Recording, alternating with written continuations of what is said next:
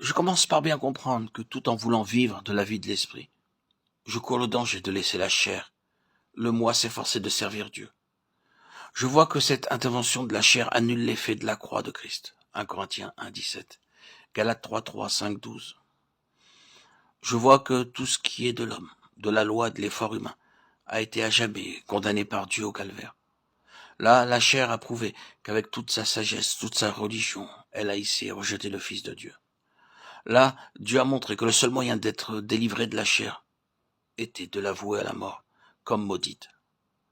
Je commence alors à comprendre que la seule chose à faire est de voir la chair comme Dieu la voit, de consentir au décret de mort de la croix pour tout ce qui est de la chair en moi, de la tenir pour maudite avec tout ce qui vient d'elle. À mesure que je prends mieux l'habitude de la considérer ainsi, j'apprends à redouter mon moi plus que rien au monde. Je tremble à la pensée de laisser la chair, mon intelligence et ma volonté naturelle usurper la place du Saint-Esprit.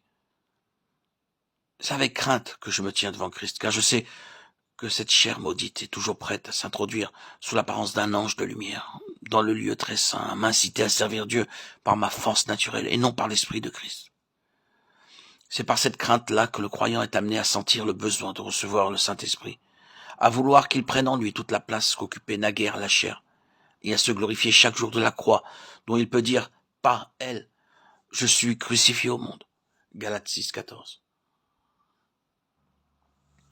On se contente généralement de penser que la croix ôte la condamnation qui pesait sur la chair. D'autres pensent qu'il s'agit là du devoir de faire souffrir la chair, de la mortifier. D'autres encore voient là l'influence morale que doit avoir la pensée préoccupée de la croix. Chacun de ces points de vue offre quelques éléments de vérité. Mais pour en réaliser la force, il faut remonter à l'idée fondamentale. Crucifier la chair, c'est la livrer à la malédiction. La croix et la malédiction sont inséparables. Ce qui est pendu est malédiction de Dieu. Maudit quiconque est pendu au bois, Deutéronome 21, 23. C'est donc dire quelque chose de très sérieux et solennel que de dire notre vieil homme a été crucifié avec lui. Je suis crucifié avec Christ.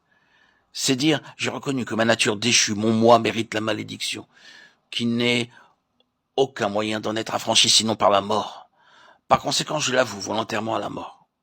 J'ai reçu pour être ma vie le Christ qui est venu se donner lui-même, qui a voué sa chair à la mort de la malédiction de la croix, et qui a reçu une vie nouvelle en vertu de cette mort-là. J'abandonne et place sur la croix mon vieil homme, ma chair, mon moi, avec sa volonté et ses œuvres, comme pécheur souillé et maudit. Je le laisse là, cloué à la croix. En Christ, je suis mort à mon vieil homme et délivré de lui. Cependant, il n'est pas encore mort, mais de jour en jour, je le maintiendrai là par mon union avec Christ. Et je ferai mourir, par la vertu du Saint-Esprit, chacun de ses membres et de ses actes aussitôt qu'il chercherait à se relever. Pour que cette vérité devienne notre force, il faut la connaître, la recevoir et agir en conséquence. Si je ne vois dans la croix qu'un acte de substitution sans voir là ce dont Paul se glorifiait, une participation à la croix, Galates 6, 14, jamais je ne pourrai éprouver son action sanctifiante. C'est à mesure que s'élucide pour moi la certitude que ma nature déchue participe à la croix, que je peux vivre par la foi en communion avec Jésus, qui est ma tête, et qui a éprouvé lui-même que la croix était l'unique moyen de s'élever au trône de Dieu. Cette communion spirituelle se maintient par la foi et me permet de dire « Je suis d'accord avec ce que pensait Jésus-Christ de la chair.